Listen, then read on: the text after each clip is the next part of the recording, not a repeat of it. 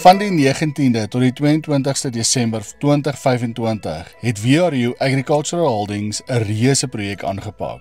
Saam met hul borge en vrywilligers het hulle gesorg dat Kersvader en sy vrolike span by verskeie punte kon uitkom om meer as 4000 pakkies lekker goed, koeldrank en speelgoed uit te deel.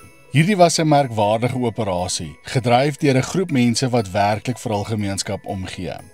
Agter die skerms is daar maande lank ongesiens beplan aan logistiek en veiligheid, nie net vir Kersvader en sy helpers nie, maar vir elke lid van die publiek wat deel was van hierdie asemrowende aande.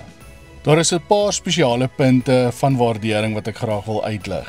VRU Agricultural Holdings se span, wat self die pakkies opgemaak het en selfs uit eie sak bygedra het wanneer daar tekorte was.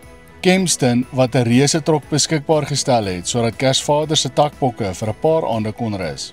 Sekuriteit sonder grense wat hand aan hand saam met VRU Agricultural Holdings gewerk het om almal se veiligheid te verseker.